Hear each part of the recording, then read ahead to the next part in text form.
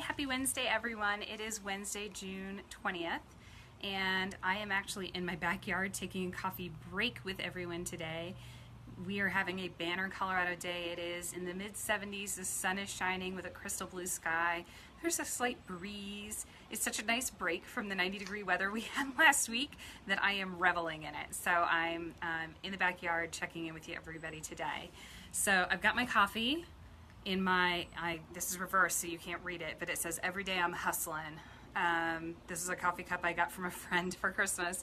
I got lots of coffee cups this year for my birthday and for Christmas from people who clearly have met me and know how much I love coffee. I'm having more of the cold pour over coffee today, iced. You can probably hear it clinking in my glass there. I just didn't want to get another coffee mug out. So the question I have for today, which I get asked a fair amount, is can I be fired for being injured at work? So there's a couple laws that come into play when that comes up. One is the workers' compensation statute, and Riley Law does not practice workers' compensation per se. However, I used to practice workers' compensation, so I know a lot about the law. And there are provisions that prevent retaliation under the workers' compensation law. But more importantly, I'm going to have two questions when you call me and tell me that you've been fired or that they're going to fire you because you've been injured at work.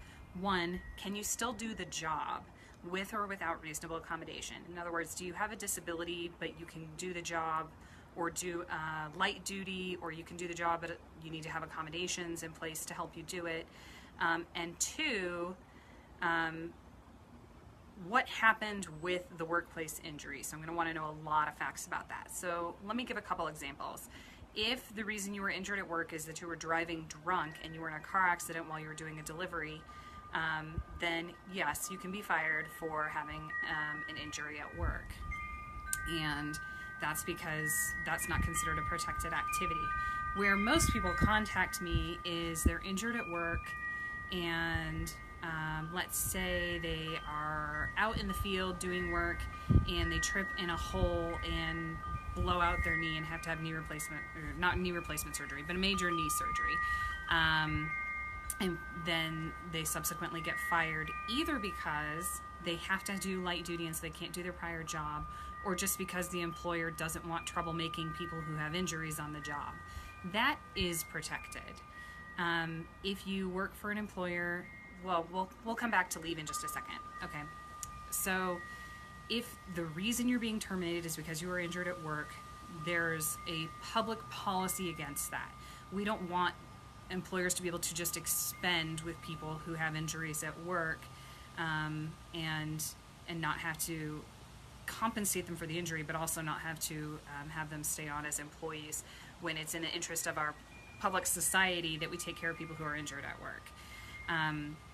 But the other issue is if you're an employee who works at a workplace with at least 50 employees, you're entitled to Family Medical Leave Act. So if you cannot perform the work, but you need to take a leave of absence while you recuperate from a surgery, for example, then your employer, if you work at a large enough employee to be covered by the Family Medical Leave Act, has to give you up to 12 weeks of leave to recuperate at home so that you can come back to work doing what you need to do. The third area of law that comes into play, actually I think we're now up to 4, is the Americans with Disabilities Act. So that's what I was mentioning earlier. Can you do the job with or without reasonable accommodation despite the fact that you've had this injury and maybe have residual disabilities or differences in your abilities after that? I'll think of an example here. You had a shoulder injury from a repetitive stress overuse injury and had to have surgery, and now your range of motion is not as significant as it used to be. But if you had a hook to help you grab things, you would be able to do the job. That would be able to do the job with a reasonable accommodation. So I get a lot of calls with people saying I was injured at work and then I was fired. That doesn't seem right. And the answer is it probably isn't, but there are circumstances where it's justified to not bring an employee back for work. And that brings me to my final point, which is if after 12 weeks of Family Medical Leave Act leave, you recuperate from the surgery and you're still not able to come back to work, then the employer can eliminate you and replace you with someone who can perform the job. So if you can't perform the job with or without reasonable accommodation because of a workplace injury, that is not considered retaliation for being injured on the job. So if you have any of these kinds of issues coming up or any more questions for Coffee with Kelli, give me a call. You can reach Riley Law at 970-515-5932. Everyone have a great week.